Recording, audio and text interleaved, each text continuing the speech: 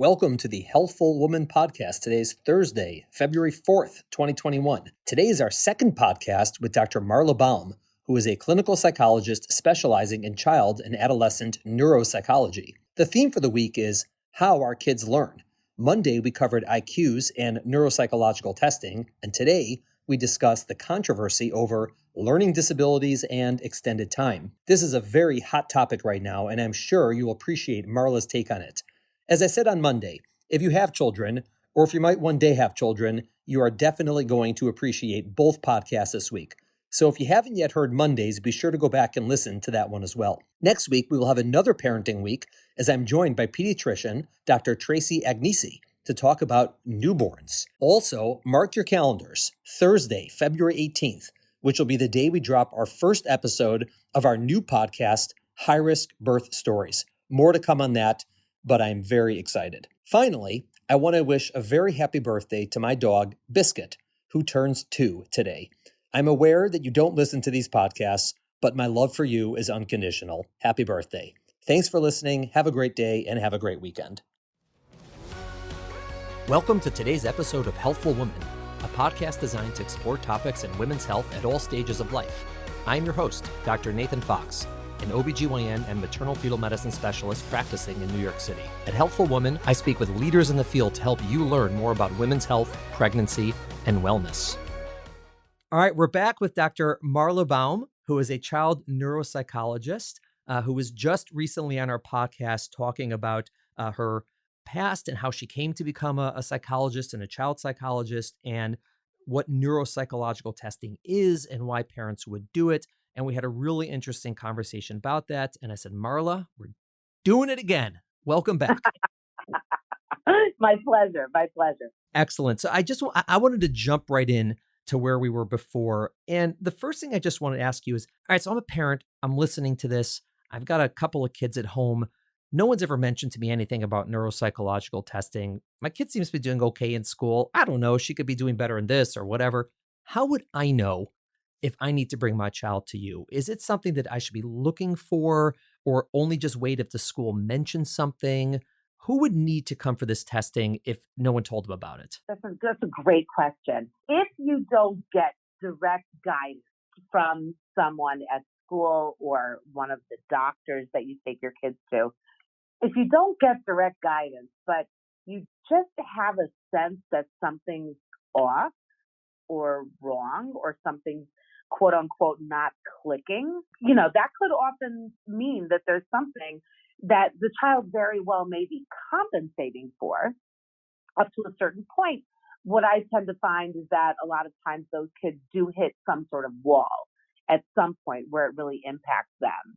So, you can look at your child's report cards. You can see if there are real peaks and valleys in how they do. Like, for example, if they always do really great in reading, but their math scores are not where at the same level that they should be at, because, theoretically, a child is supposed to achieve sort of generally the same across domains. So if you see real peaks and valleys in your child's report cards or how they do on statewide standardized tests that they give in the public schools or the ERB tests that they give in the private schools, those are really good possible indications. I mean, those are really good sources that you can look at to see if there maybe is something going on. But, a lot of times parents come in and they just say something's not clicking and they can't articulate it and they're not sure what it is, but they have what I call mommy sense, which is something I learned from another colleague. It's a great term because parents, they usually know their kids really well. And if they see that something's not clicking, that can often mean that there's something going on. And it would at least warrant the conversation to see if there's something we need to pursue.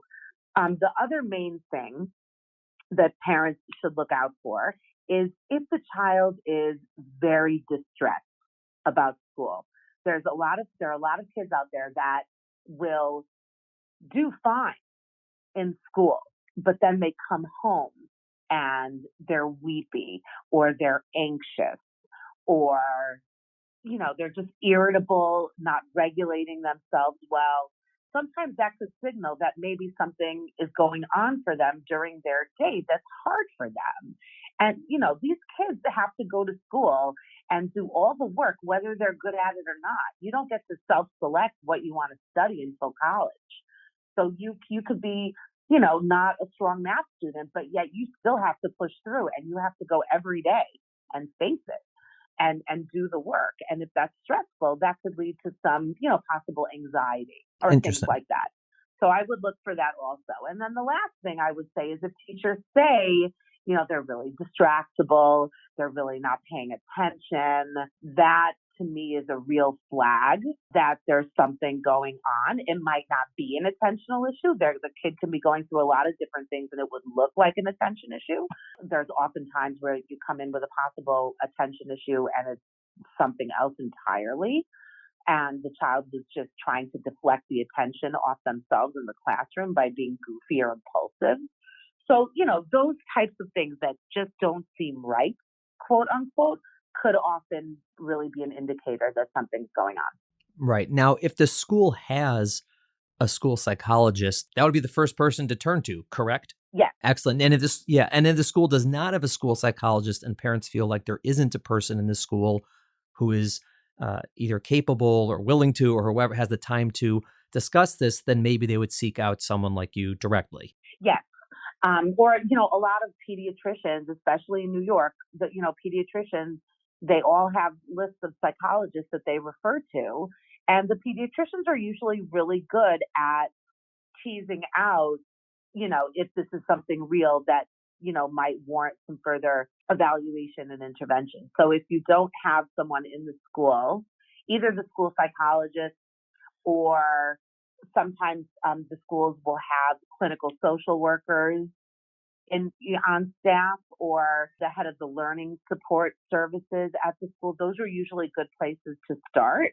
But, I think the listeners should just know that if your child is in public school, my understanding is that they are really not supposed to recommend something like a neuropsychological evaluation for different political reasons. But besides that, people in private schools and outside the New York City public schools, I think the schools are much more able to, refer for a neuropsychological evaluation. So if your child's in public school in New York City, I would start with the child study team, whoever is there that's in charge of services for the children in the school. Got it. And then I was curious what your thoughts were. Let's take cost out of the equation. Let's say this were free. Is there any reason why every child shouldn't have neuropsychological testing? Like, is there a downside to it potentially? Or is it something that it'd be great if every kid got it, but who has the time, who has the money type of thing? Right. So the thing is that these evaluations are very comprehensive and they peel apart every skill that the child needs in order to be able to learn. So if you test every child, you are going to see some variability. At some point, there will be something that will be challenging for that. Now, if there was no reason for referral, so to speak, there was no presenting problem, it could be good information to have, but it's sort of like those cancer screenings. Like if you're healthy, do you go find the information or do you, live until you have a symptom and then you see what's going on? It's the same sort of thing. I've had some parents come in that they just want a good study on who their child is as a learner. And that's completely fine. But if your child's not outwardly having any sort of issue, I don't think it's something you necessarily have to put them through. I mean, the kids will find it mostly very reinforcing. It just ends up being a lot of time out of school. For some people, it's cost prohibitive. So I wouldn't recommend it unless there's, a specific issue. Okay. I guess that makes sense. And what you said before is actually going to lead to my next series of questions. And I think this is such an interesting topic. And, all of us who are parents now and are living in the world today, we all know that there is a truth that compared to when we were kids, there are so many more kids with diagnoses right now than when we were growing up. No one had anything, right? You were either allergic to peanuts or you weren't, and that was it, Right. right? Right. And now everyone's got something. And so my question is, people look at that differently. Some people say it's great. Some people lament that. Everyone's got their own view. But do you think it's a function of more testing, or have kids actually changed, or has the school or the world changed that's sort of bringing these out? Like, why do you think that is? I'm curious because you're in the middle of it. So what do you think? Yeah. So my perspective is like when you and I were growing up, I myself got flagged for, some reading comprehension issues. And I remember going to this room in the back of the cafeteria at our school, maybe, and sitting with one of the learning specialists and doing some work on reading comprehension strategies. Yeah, I had the same thing, but it was all behavior. They're like, this kid can read great, but he's a pain in the ass. And so we got to deal with his behavior. I actually had to go to speech therapy. You know why? Because I talk too much. I needed therapy to tell me to shut up. So, and I said, I'm going to grow up and I'm going to get a podcast. I'm going to turn this into a strength. There you go. There you go, Davey. See, it's always about just finding your strengths and using them. No joke. I talk too much and they sent me to speech therapy.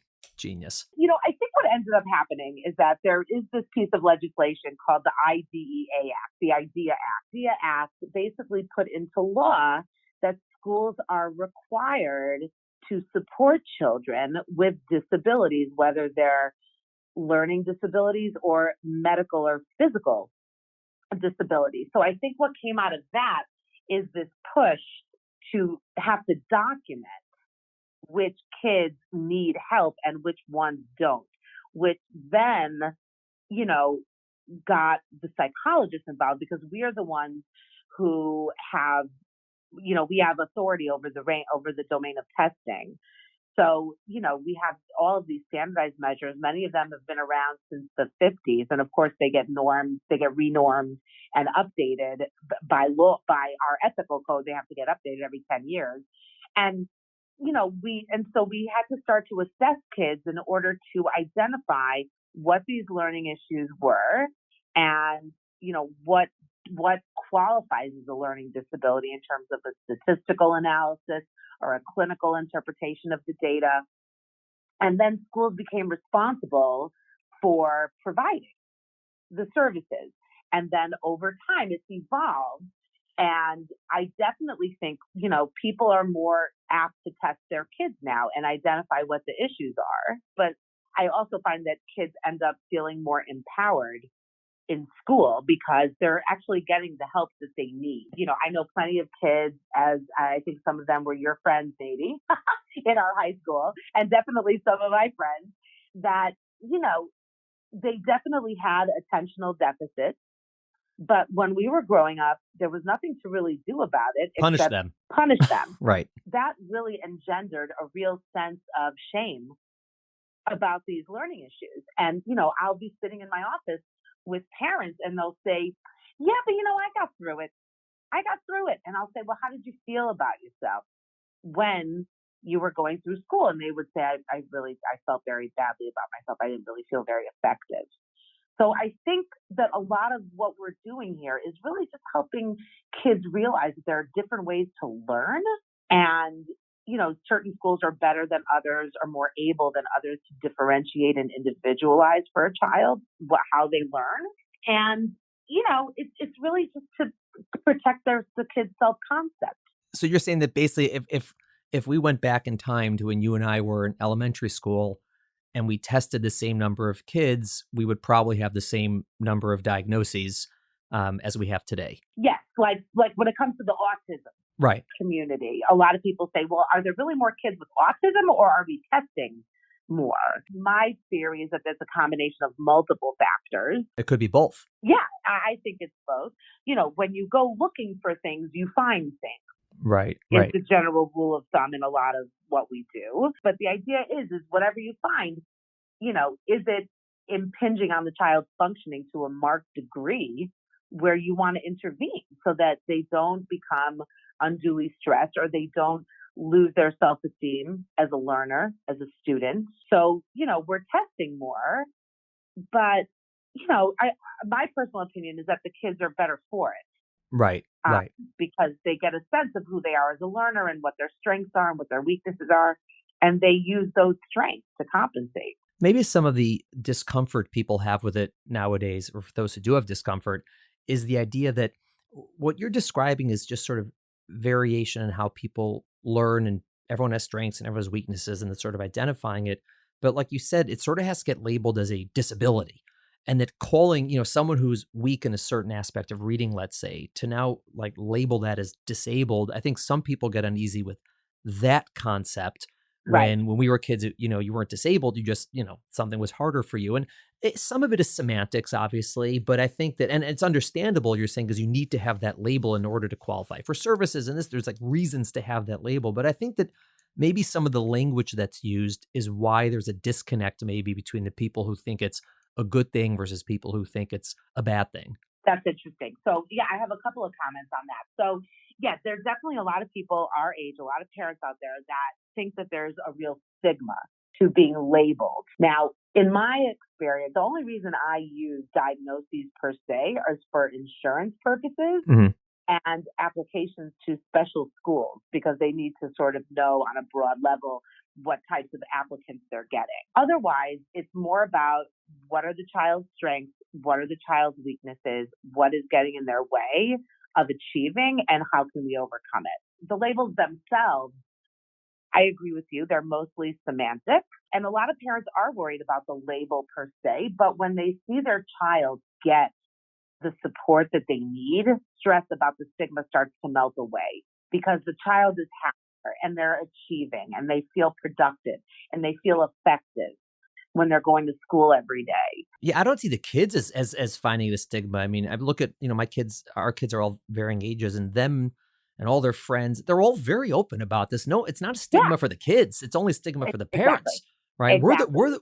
We're the ones who need the remediation, because we're all the crazy ones. I mean, all the kids are very open, and they're very, Yeah. I don't want to say happy, but I think that they do feel some sort of validation that, yeah, there's a reason I'm struggling. This is the reason I'm working on it. And they're quite open with each other typically about all of these. Yes.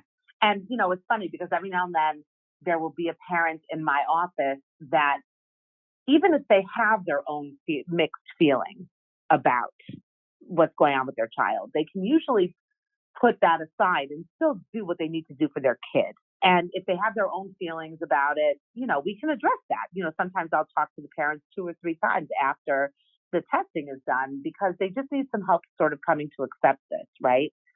I really worry about the parents that can't put their own feelings about it aside and just do what they need to do for their kid. And because of their own block, because there's something that they're worried about in terms of the stigma.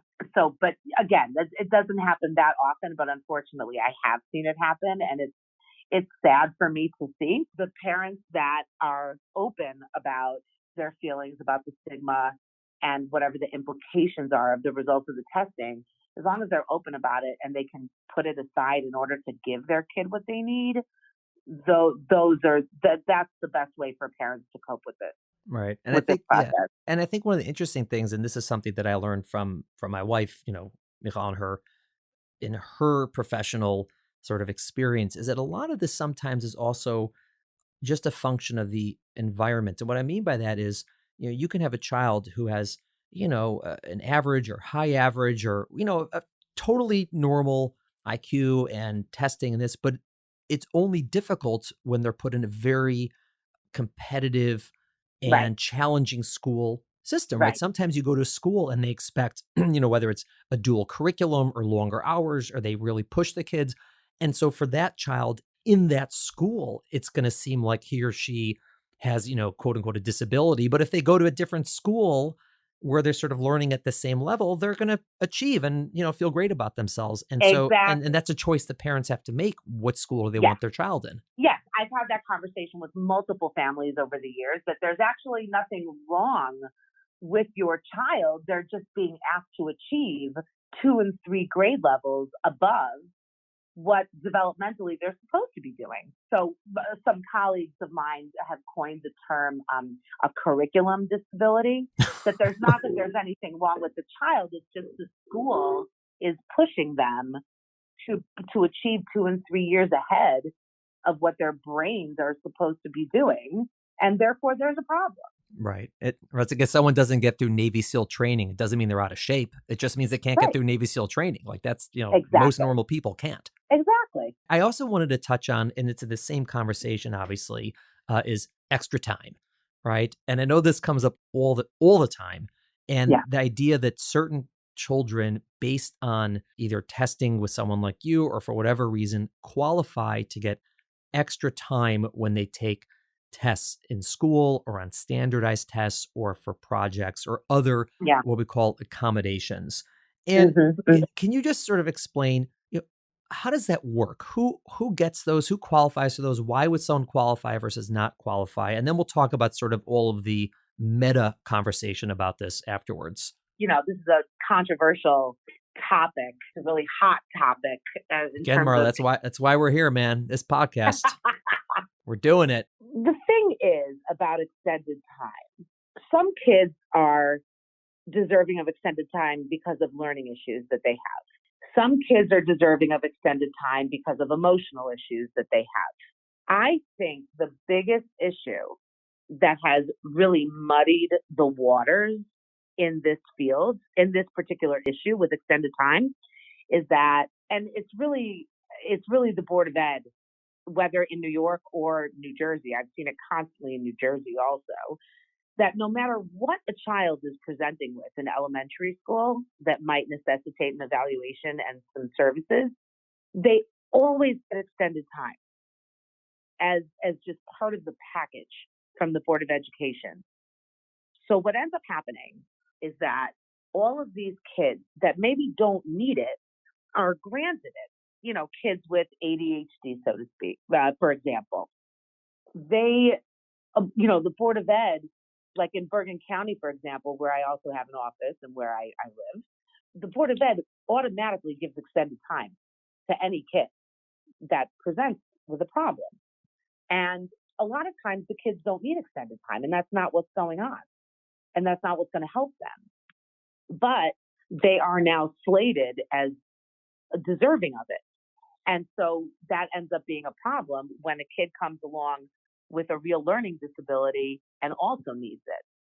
And it breeds a lot of tension and competition amongst the parents. Well, why does your kid have extended time? Why does my kid not? Could my kid benefit from it? The idea about extended time is that you can give kids all the time in the world.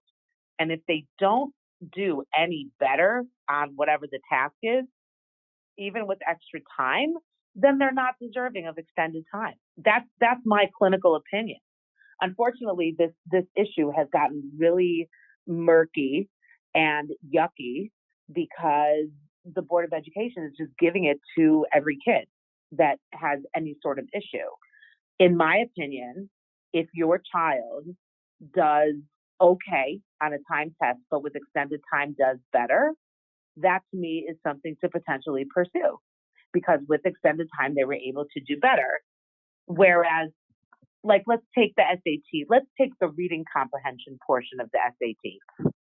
If you're a bright child, but you can't finish within the time, and with extra time you finish and you're able to show what you can do, then I think that makes you a candidate for extended time. Whereas you might have someone that finishes and they might not benefit from getting extended time. Those kids should not be getting extended time. But why would they want extended time? I mean, why would it be an issue if they're granted extended time if it doesn't help them? Well, that's exactly the issue for me. If extended time doesn't help a child, then that's not what the child's issue is, and they shouldn't be getting it. This is a really, I mean, as you said, it's a hot topic. I always tell my kids, like, based on the number of kids have extra time, I think it'd be easier to just give everybody more time and take the few Yes. kids who are really high achievers and give them less time. Right. Say, Right. you qualify for less time. You're Right. you Exactly. get to finish quickly. But exactly. Like, what is this issue right. of time? Right. Well, Why I think, are we? why do we care so Like, much? I think that exactly. I think that there's two sort of separate issues. And I think one issue is sort of the, the ethics of it and sort of the idea of who has access to this. And maybe some kids get it because their parents paid for testing, and another kid got it because their parents are a little more savvy about it, or another kid got it because they went to a psychologist who's more lenient about, recommending it. And so there is this sort of idea of like justice, like maybe that there's an unfair distribution of which kids get it and which kids don't get it. And that's its own conversation. And I think it's a problem, but that's its own conversation. But I think there's a second conversation about even if it were completely fair, so to speak, like all those problems were, solved. Just the idea of why do we care how much time it takes? Like for most tasks that we have to do in life, you're not timed. And so it seems to me like, why wouldn't all tests be untimed unless you're being tested for something that needs to be done quickly? So for example, like if I were to do like an aptitude test for doctors, doing something quickly would really only matter if they're going to become like a trauma surgeon or an emergency room physician. Whereas if they're going to become a radiologist or pathologist, who cares if it takes more time? Like why, like what's the difference? Or, someone's going to law school. If you're a trial attorney, you probably have to think on your feet quicker than if you're a tax attorney. And so for the first, you definitely need to know who can do it quickly. And for the latter, you don't care. And so I think that, tests have been timed, I think, for logistical purposes. You need to have some sort of time limit. Otherwise kids will sit there all day. But the fact that like exactly, who cares? Just let everyone have extra time. I agree with you completely. The only profession that you really need to be fast are exactly what you said: trauma doctors, air traffic controllers. Right. You don't want anyone with extra time in that job. Right. You don't want a full processor who's controlling the air traffic over JFK. So this issue of time has come up because we have these standardized tests. And, so what happens is that kids with dyslexia can't read quickly. So they're at an actual disadvantage because they can't finish because of their dyslexia. And then if they can't finish and they don't score as well, that can have implications for where they get into high school, where they get into college and whatnot. So this whole thing was born out of a really, really legitimate issue, which is that kids with learning disabilities and sometimes with language processing issues are really at a disadvantage in these situations because they don't work quickly. They need more time. But they're not at a disadvantage sort of for other things, meaning that the test that they're using as the gatekeeper is the disadvantage. Correct. But they can do just as well when they get into college because they have time to do stuff. Yeah.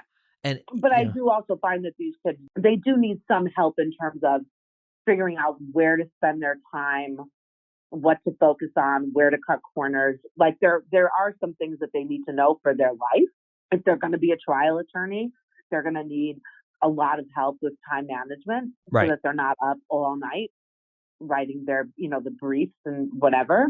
So the issue, it's gotten very muddied because, almost any medical doctor can write a letter saying, please give the child extended time because of A or B or C. And because of the Individual with Disability Educational Act, the IDEA Act, if there is a documented disability, they have to grant it. They have to grant it. Yeah. They have to grant it. And sometimes it's very legitimate. It can be, a child that has like a traumatic brain injury and all of a sudden needs extended time because they're going to get headaches and have other sort of symptoms if they're pushed too hard. Those situations all, they all make sense. But I agree with you. There are very few things that we actually need to do quickly in this world. Right. I have a friend who works for the College Board, and the College Board oversees, SATs and, AP tests. And I asked him this question. I said, like, what's the deal? And he said, for us, we'd be perfectly fine making the SAT unlimited time. He's like, we don't really care how much time people have. He said, it's purely logistical. He said, because if, you're talking about, 1 million plus people are taking this test. And if the test is all day, you need to have twice as much time proctored, right? So that costs money. And you're going to have to probably provide lunch for kids. And he said, it's a big deal to double the time of the test or triple the time of the test. It may have to be over several days. And he goes, it's a tremendous cost. And he said, and that's right now the main reason which is why they're very, I wouldn't say lax, but they don't fight too much the extra time because it's not like they care from an educational perspective. It's just, it has to be, And it's interesting, 'cause I think a lot of people recognize this, but like in school, how would you do that? How would you say, okay, you have a math test, take as much time as you want? Well, like, well, I got chemistry Right. in 45 minutes. I need to finish. And I think that there's a lot of logistics that have to be worked out in order to do that. And maybe we just have to change how we assess kids. I don't know. Maybe. I've also told many parents that, they come in thinking the child needs extended time. And I'll say, based on the results, that's not what's going to help your child. What's actually going to help your child in their life is to actually learn how to take a test in a more organized way. Right. There's other strategies besides extended time. Everyone just thinks, oh, you have all the time in the world, you can do it. It's not the case Right. for a lot of kids. You can have all the time in the world, but if you don't know how to take a test, you're not going to do well no matter what. Right. So it's not this panacea that everyone thinks it is. Good word. I like that. Oh, thank you. Yeah, it's not a panacea. It doesn't solve all the problems. And if you ask me, it can actually train kids to not be efficient. Right. It is important to be efficient in this world, no matter what we do. You have to be able to do things quickly enough, because we don't always have the luxury of all the time in the world. It's a little bit different than what we were just saying, but it's not necessarily always going to be so great for the kid to have the extended time. Right. I mean, it's obviously somewhere in the middle of those two. You can't take forever to do things, but you shouldn't always be pressured for time. It's sort of that Exactly. balance. Do you find in your clinical, work and in your experience, do you find a lot of parents who are trying to game the system, or do you think that just this is the system and that's how the chips fall? I have definitely encountered parents that try to game the system. I have encountered parents where I recommend that they don't need it, but yet the school grants it 2 weeks later, and I don't know why. There are definitely parents that try to game the system, and they're not helping. They're not helping the situation. I can't blame them because, parents want to do whatever they can do to support their child's success. So the intentions are usually good, but it doesn't actually help their child. I'm thinking of one case in particular. He didn't need it. He didn't need it. I told him he didn't need it. It wasn't recommended in the report, but I don't know what they said to the school or whatnot. And the kid got it. And I think the kid's going to be worse off for it because he's not actually learning anything about, how to be more effective, how to be more efficient. So I definitely think parents game the system, especially in New York City. I think there's a lot of competition. Manhattan is a very unique place in terms of education for children. And, there's a lot of competition and there's a lot of wealth, and that can lead to some real, discrepancies or lack of accessibility, like what you were saying before. I'm sure there are parents that have written checks to schools in order to get their kids what they want for them. It happens. Most of the time it's legitimate, and most of the times the parents, they really just want to know what is it that's going on.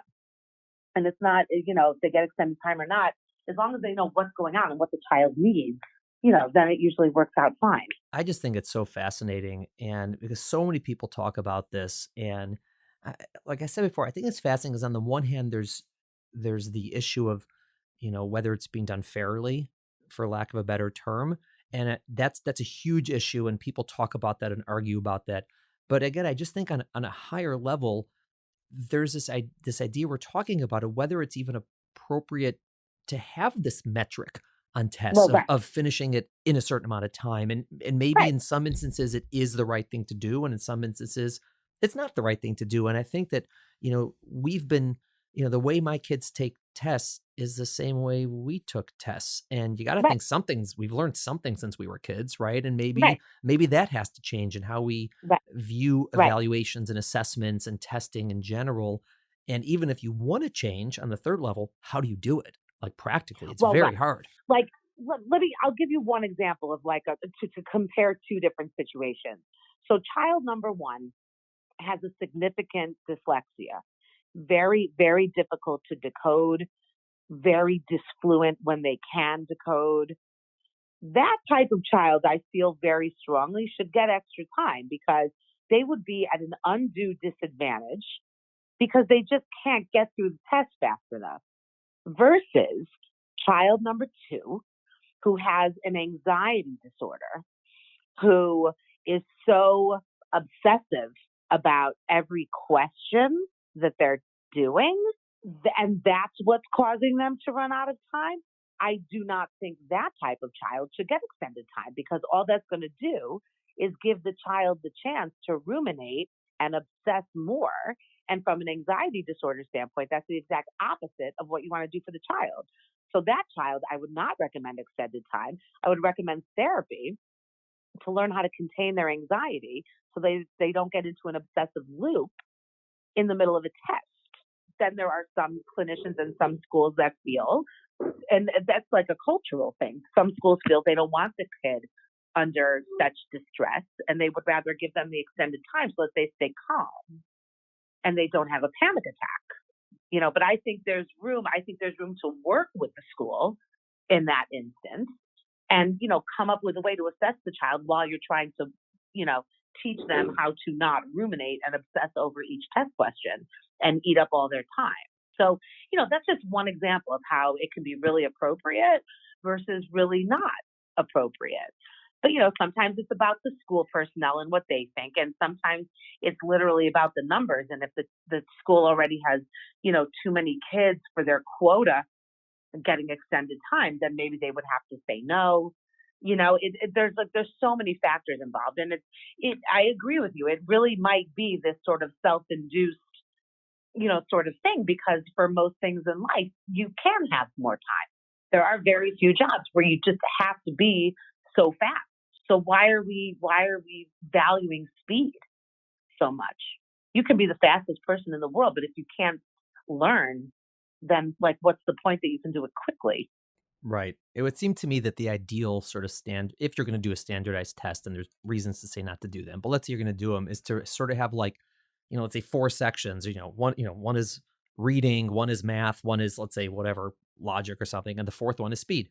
And so you get assessed on all 4, and okay. And so kids know, there's certain things I do well, and, because I'm not timed, and there's other things, in terms of speed where I don't function. Other kids function very well in speed, but maybe not with the others. And it just seems like it's another measure of, how they're going to perform. And when they get shuffled together, we spend all this time trying to separate them apart because we put them together to begin with.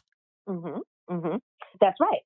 Now, actually, on the IQ test, it is separate. Those are 2 of the 5 factors. One of them is processing speed. Another one is, your actual abilities in the verbal domain. And they're different cognitive functions. So if you ask me, we shouldn't be worrying about speed so much unless it's from an efficiency standpoint, like a logistical issue, like what your friend at the College Board was saying. Right. Only if the child, I, for example, I am a slow processor. I'm a slow reader. You just can't, I knew that I couldn't go into a profession that I have to read very quickly. I would not be able to do that. If you don't have good spatial skills, you shouldn't be an architect.